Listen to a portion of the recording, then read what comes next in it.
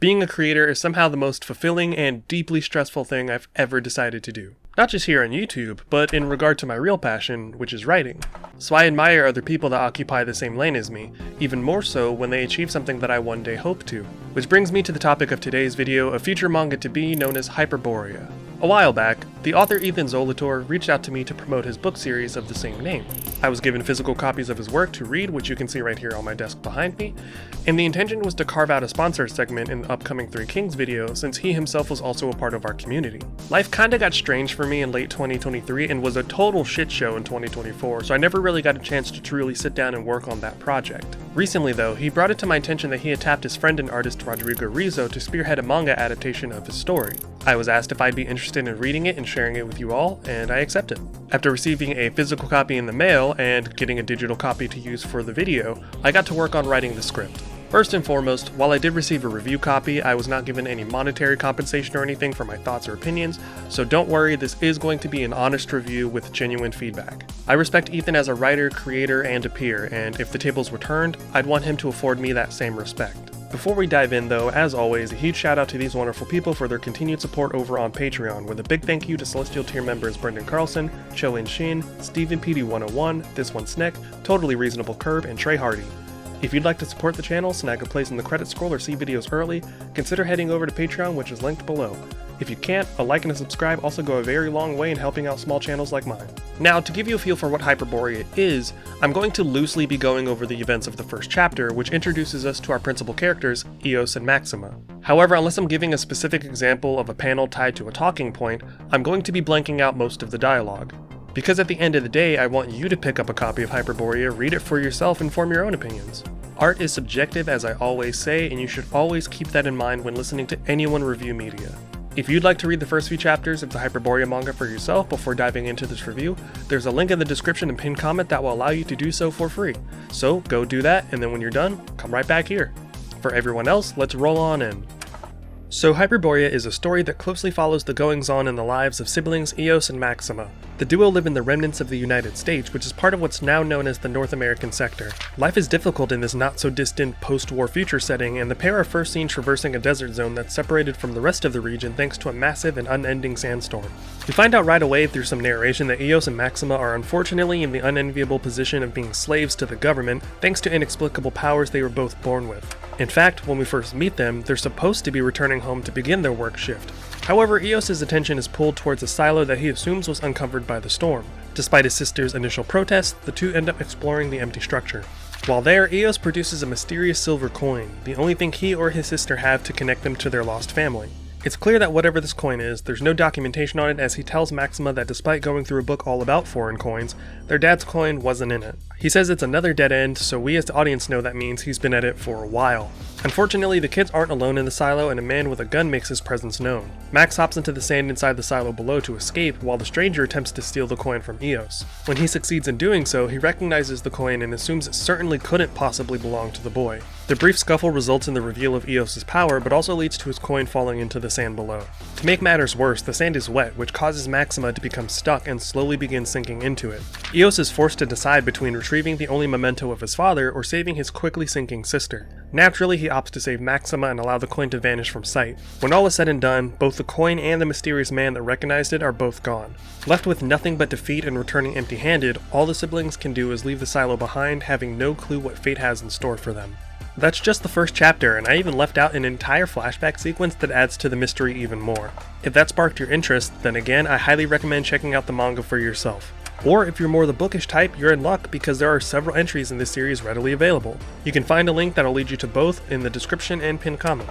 Now with that brief pitch out of the way, what did I think about Hyperborea's first outing as a manga? I think there were plenty of good things about Hyperborea, and there are things where there's room for improvement. Not necessarily bad things, just things I'm sure time itself will work out naturally. So I'm going to begin with the things that could use improvement because I'd much rather lead with that and end with more positive remarks. We're going to ease into these with a nitpick first. The action can be a little difficult to follow at times, but I think it's because of the stylistic choice the artist makes. While I'm referring to this as a manga because it's purposefully designed like one, the art itself has a western roughness to it.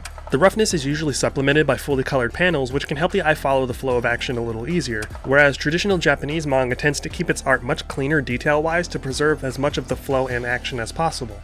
This is further exacerbated by the feeling that there isn't a ton of consistency just yet in how the characters are drawn, specifically in regard to their faces and expressions. I actually think this issue is mostly specific to Eos and Maxima. Some pages and panels feel very Western in their execution, while some feel very anime, which isn't by itself a problem. It's the most noticeable though when it feels like both styles exist on the same page, like this panel. Something about this panel clashes incredibly hard for me. That isn't to say that Rodrigo Rizo isn't a talented artist, because he most certainly is. A single glance at his Instagram lets you know that there is no shortage of skill on his end. However, taking a look at his Instagram and even some of the promotional material on Ethan's Instagram reinforce what I mean about how color goes a long way in elevating this specific art style. Don't get me wrong, I'm not saying they need to make this a full color manga. That would be an unreasonable ask and an astronomical amount of additional work. And I think there's a middle ground to be found between both styles, so I look forward to seeing where it ultimately lands. Additionally, that unique visual identity should be met with grace, since I can't imagine this was an easy endeavor at all. This is the duo's first few chapters, and I'm sure as time goes on and they settle into their own style, this will smooth itself out. My only other bit of loosely quote-unquote negative feedback is that sometimes the dialogue is a bit too on the nose and doesn't leave room for nuance or the audience to do any interpretation. As an example, this panel.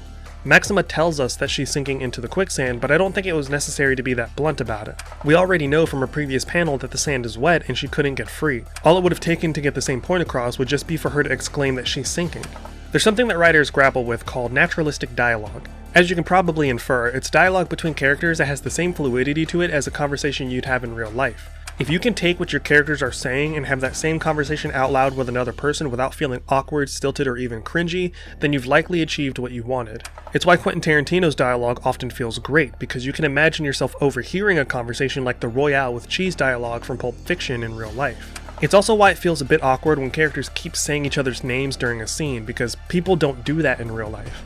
So when dialogue is a bit too on the nose, it can pull you out of the flow of the scene. But, just like with the art, I want to show some grace here. Jumping from writing a novel to scripting a manga is very difficult and requires a very different kind of skill when it comes to storytelling. And I respect Ethan and Rodrigo for diving into this endeavor to the point where they've produced actual physical media. That is nothing to be scoffed at, and to see someone in our own community achieve that is something to be celebrated. As writers, we're used to having much more leeway with how we go about setting a scene, describing an interaction, or just conveying important information in general. With manga, you need to condense so much information you would normally describe into digestible dialogue that still feels naturalistic. Simultaneously, you need to figure out how to convey complex and nuanced subtext visually, whether that's through character interaction, environmental storytelling, whatever. It's incredibly easy to fall into writer habits to get your point across, even though the strength of visual media is the imagery.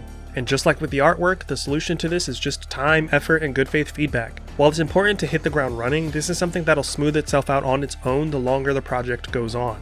Now let's shift gears and get onto the positives. First and foremost, I really want to give Ethan and Rodrigo their flowers for this project. I mentioned it before, but I feel the need to reiterate that it's just the two of them hammering this out. This kind of endeavor is usually undertaken by a small team, so to know it's just two guys following a dream is inspiring, especially as a fellow creator. Despite what I said about the unpolished nature and inconsistency of the art itself, I am a fan of the style being utilized. It really sets itself apart in terms of a visual identity. Like I said, this is being presented and marketed as a manga, and the casual consumer of manga usually doesn't overlap with the demographic that consumes Western graphic novels. So there's an opportunity for Hyperborea to carve out a lane while potentially making folks curious about Western comics that otherwise couldn't be bothered. I'm also a fan of the potential of the character designs, which I know is probably a weird sentiment, but look at these character sheets and tell me that these don't have some solid flair to them. I especially like these ones of Eos and Maxima because they feel very protagonistic without being too similar to other characters, or worse, being over-designed.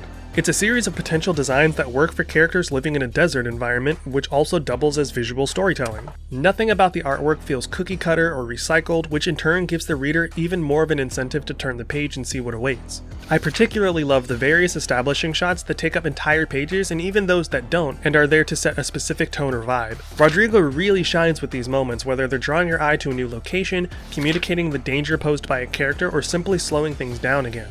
Like this panel of Maxima tying her hair back is legitimately one of my favorites in the entirety of this volume. It's like a perfect example of the genuine strength and quality of Rodrigo's art, the perfect marriage between the softness of traditional manga art and the refined roughness of Western comics. But again, art is highly subjective and my word is certainly not law. While the writing could certainly be tightened up a bit, which again is likely a direct result of swapping to an entirely different storytelling structure, I do enjoy how the world is introduced and how the mysteries are seeded for events to come. For people that are unfamiliar with the novel, this is all a perfectly solid way to draw folks in and let them get familiar with the characters they'll be following. The character introductions do exactly what they're supposed to, and we understand on a baseline level what each character's personality is. Eos is the carefree and reckless one, Maxima is the serious and level-headed one, etc. The introduction of my personal favorite character in the series in Chapter 2 is exactly how I pictured it in my head when I first read the novel. There's also the pacing, which is often much slower in novelization form because the burden of painting the scene is on the author. Without that requirement, there's more room to get from one plot point to the next at a snappier pace. You don't even need to sacrifice the storytelling because the art itself now carries that responsibility. Not to mention, I know at least to a certain degree what crazy places the story goes, and it's genuinely going to be so cool to see that take form. It's one thing to envision a story as you're reading it in your head, and something else to see it come to life in a way where everyone has a shared experience, so I'm really looking forward to it. Overall, I do genuinely recommend that you pick up and check out Hyperborea. There will be a link in the description and pinned comment that you can follow where you can find Ethan's books, as well as read the first few chapters of the manga for free. I'll also be linking Rodrigo's Instagram so you can go check out his art and give him a follow too. Now before we wrap up, I actually got the chance to sit down and have a chat with Ethan himself. We've been in communication for a while now, and it didn't feel right to review his work without allowing him to have the last word, as well as just talk about his journey as a creator. So please enjoy this edited down conversation that the two of us had a couple of weeks ago. Remember to take care of yourselves and others, stay safe out there, I'll see you soon, and as always, thanks for watching. So my name is Ethan Zolotor, author name is E.M. Zolotor, and I am the author of the Hyperborea book series, as well as now the manga adaptation. That is not the only thing I write. I'm currently working on a completely independent cyberpunk project right now while writing the manga in parallel. And then I'll be looping back in and writing more books in the Hyperborea series. But I do that. I also am an engineer. I engineer grid scale battery systems. And so that's my day job while I work on novels and manga and live in my fantasy worlds and go to Comic-Con conventions to share it with everybody on the weekends. What was the spark that initially led to Hyperborea, and how many iterations did it go through before it became what it is today? The initial spark was, I guess, a combination of things. I've always been a writer. Like, since I was a kid, I was handing lined paper with handwritten stories on it to like family members. So I've always been a writer, and at this really young age, in like 7-8 range, I started getting Shonen Jump magazine in the mail, and so that was my inspiration specifically for creating both novels and mangas. That I was reading tons of books as a kid and manga. And then for Hyperborea specifically, I had been writing maybe 3 or 4 other story ideas throughout just growing up, and I had attempted many novels, and I had a dream that was very weird. I don't dream much, so I literally maybe one memorable dream per year. Oh man. And no, I don't dream at all, ever. And so I had a dream that I remembered, and it was really interesting to me. And so I wrote it down, and then it was the summer of my sophomore year of high school. Wrote it down, kind of expanded onto it into almost half a chapter of content. And I tucked it in a drawer and never touched it again until 2 or 3 years later. So I'd worked on other projects. Originally it sparked out of a dream sequence that I had, which is really rare for me to have. And then when I finally picked it back up after having tried to write a completely different book and growing as a writer, it evolved into something unrelated to the dream. So if I told you what I remember of that dream, it almost has nothing to do with the book now. But, the story has kind of taken on a life of its own, and as you go through iterations and re-edits, you cut out stuff. And since that dream really was only half a chapter's worth of content, it's just the most base level reflections and certain images or pieces of dialogue that are left. So since from then to roughly the version of Hyperborea that I read, how many iterations would you estimate you went through? Whether that was changing the characters or rearranging the plot or just a full-scale rewrite? I would say in terms of almost full-scale rewrites, 3. Oh, wow. Yeah. So there was what I call a senior year high school version, which has been gutted and almost doesn't exist anymore either. Hmm. Then there was the version that I released in 2019, and then there was a kind of a final edit, which just cleaned it up and had a professional editor work with it. And then I would say there's even almost a fourth edit in the version you get in the manga. So the manga, is my last chance to make little tweaks and adjust how I tell the story. Why specifically go the traditional manga route instead of going like the webtoon route or something that allows for less overhead? Yeah, it's purely out of passion. You're right. It's a big transition of media, but as I touched on growing up, I got Shonen Jump magazine in the mail. That was my love. I would read Bleach, and I would read like One Piece and all the big Shonen Jump titles, and Naruto every month when I got those in. And then I was an avid reader at the time. And so like when I wrote these books, they were almost like a hybrid themselves of like the most manga style book story that I at least had come across at that time. And now when I'm transitioning to a manga, because that's like one of my true loves and passions, I feel like it's almost one of the more literary manga that you might experience, where it's got a little bit more of that like Western fantasy style story to it, but told still in the Japanese medium of black and white, right to left manga.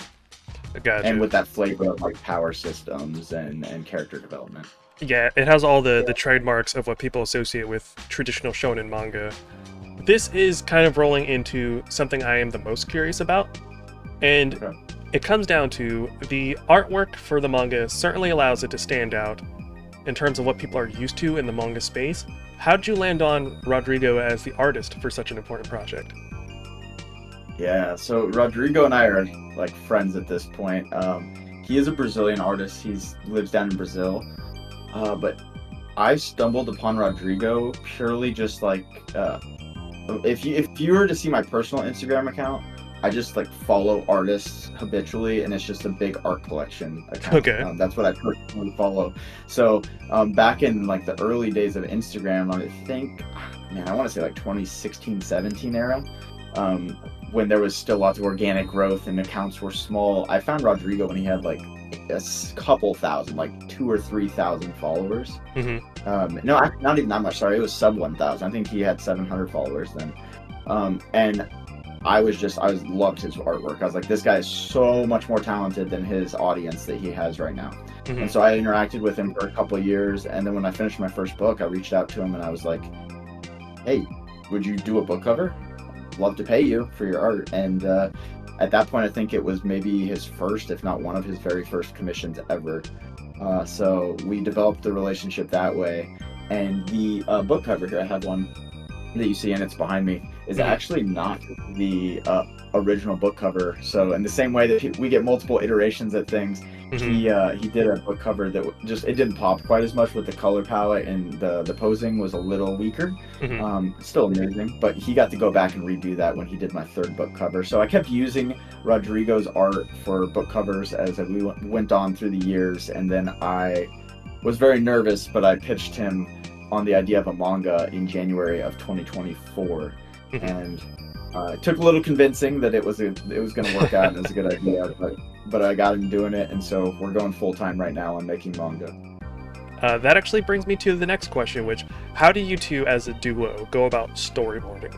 Because translating all of the information that you have in the story into a digestible visual medium has to have incredible challenges and obstacles to overcome, because you're trying to parse so much information down into a new medium. So what is the process that you two go through to make sure that you're not only telling the story that you want to tell, but it's being conveyed properly?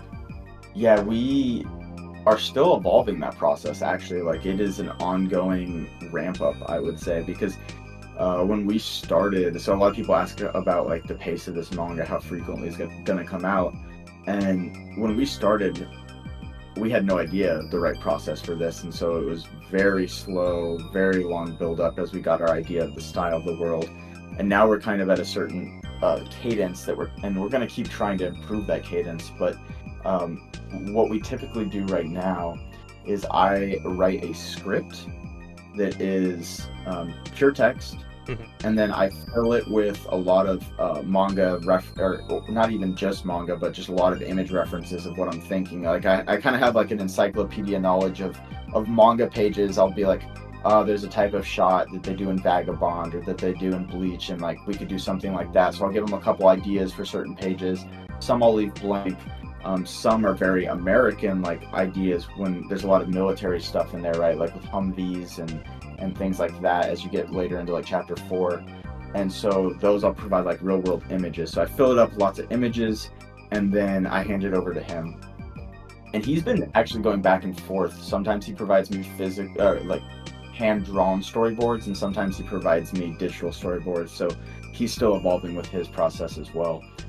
But he'll typically provide me a really rough thumbnail sketch of every page, and then I'll review it. We'll tighten up dialogue. I'll usually pick out a few panels that I want to adjust something on. I'll look for continuity and world building and story and things like that.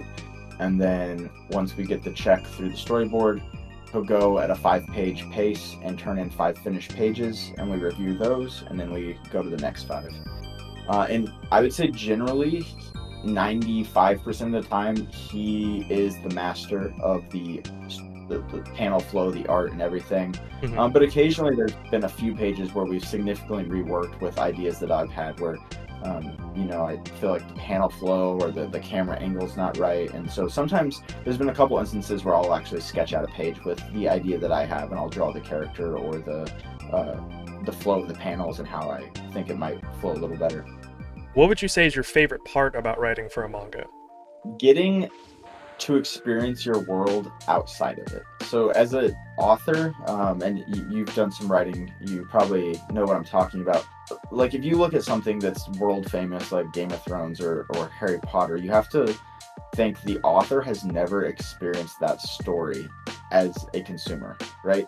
To True. them, to me, by the time I read my finished product, I'm really sick of my own story at that point. And I like, as crazy as this is to say, but since Hyperborea Severed Legacy, the first novel, has gone through multiple edits and iterations, I'm about to do a reread through all 3 of my books as I go into the 4th book towards the end of this year. And that'll be the first time that I'll have had clean eyes to read as a consumer all 3 of my books, because I just have not been far enough away from the writing and editing process of them where I can appreciate it in that way. And so when it's a manga, I get to receive a blank page that I kind of had nothing to do with in the sense of the drawing and the art and the aesthetic of it.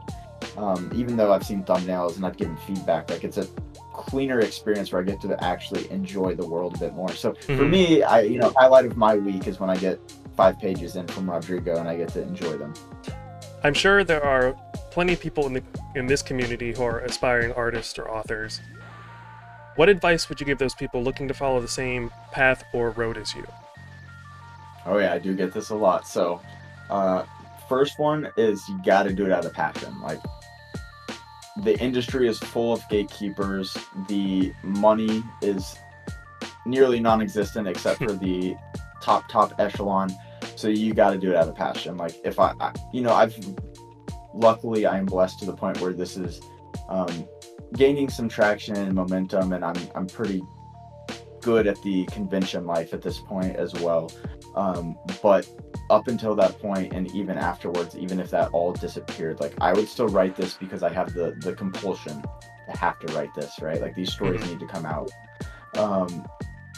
So one, do it out of passion, because even if the money is there or the career is there for you, it may not be for many, many years. And so something's got to carry you through that. 2, write a lot and throw away a lot. Like Hyperborea is my 4th book series 4th idea for a series, 4th book that I ever tried to write. Though that piece of paper that I wrote was earlier on that had like half a chapter. It got tucked away, and I wrote many, many other things before then. And when you first get started super early on, your writing style is going to change just from like chapter to chapter that you write. And then even as you hone that in, you're going to learn more things that make your writing better, make your storytelling and world development better. So yeah, don't be super attached to your first ideas. You got to throw away a lot of junk before you write something that's going to resonate with people. So you mentioned at one point interacting with Shonen Jump editorial. What was that experience like? Assuming that it's something you can talk about. Yeah, so I have no like limitations. I'm happy to tell the story. I went to Tokyo for Tokyo Comic-Con in November, December of last year, and I was there for 3 weeks in total. But like early on in the trip, when I was just exploring the Imperial Palace and like doing touristy stuff, I realized I was like within walking distance of the Shonen Jump editorial office. It was like 15 minutes northeast of the Imperial Palace while I was sitting there, and I had a little mini backpack with me, and it had my manga in it. So I thought, all right, I'm gonna go shoot my shot. And I walked to the Shonen Jump editorial office. It is literally like, if you've seen Bakuman, it is the exact, Bakuman uses the exact like front. It is that building. Went in through the glass doors. They have security guards up front, so they're keeping the riffraff out. I walked right past the security guards with a little Japanese script that I had prepared, and like went up to the front desk and gave my Japanese broken speech to them about wanting to show the editorial office my manga. And they were like, get out of here. but apparently I endeared them enough that the front desk was very nice, the lady there, and she slipped me a phone number and told me, this is the number you need to call if you want to set up an appointment with an editorial department person. And so I got the phone number. I walked out very defeated, but I had a phone number, and I was there for 3 weeks. That was like day 3, and I luckily had enough time that I was able to schedule an appointment with an editor and actually go do the full Bakuman experience. So I went in and sat down one-on-one plus a translator who came with me, thankfully. And it was the most intense, stoic, and like plain experience you could possibly imagine. It's very, if anybody who's watched Bakuman knows, like they're very like rigid and tense when they sit there and talk to the editor for the first time. And I was too, but because the editor was also that like rigid and intense, we walked into like this cube. You basically have your meeting in this like opaque glass cubicle, and it is just, there's not a single decoration. There's just a bunch of these cubicles. They're all bare, plain, not a single thing in them except that. And then like they've kept the COVID glass in between you too. So you've got that as well. Oh man. Yeah, but so you sit there, and this editor received my manga, and he just looked at it stoically. He flipped through it, nodded a little bit as he thought to himself, flipped it back over, did it all over again, didn't say a single word. And, so I'm sitting there like super nervous and anxious about what he's going to say, looking forward to feedback. And he basically told me that I wasn't Japanese, and that I didn't have a shot of getting into the magazine. Kind of controversial. There's a lot of things I won't say just for the sake of not stirring up too much controversy that were said in this interaction. But one of them that I will, because it surprised me, is he looked at it and said that if I wanted my story in Shonen Jump, I should work with a different manga artist because Rodrigo is not Japanese enough in his style.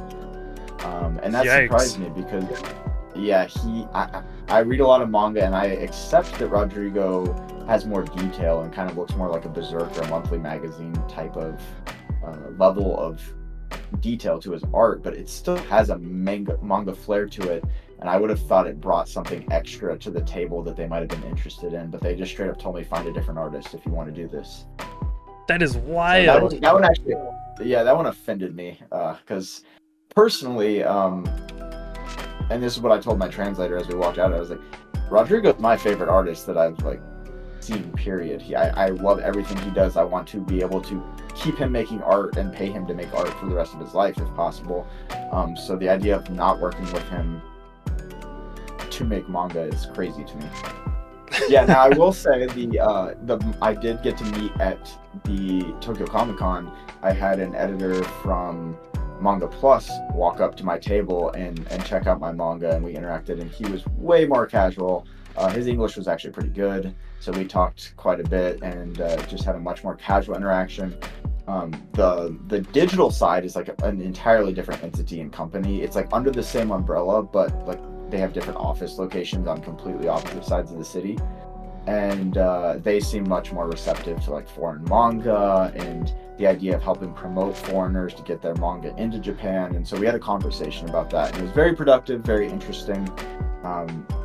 Still talking every now and then with them. So I will not say that it's across the board, but with the physical magazine, there's definitely a very big cultural gatekeeping that happens there.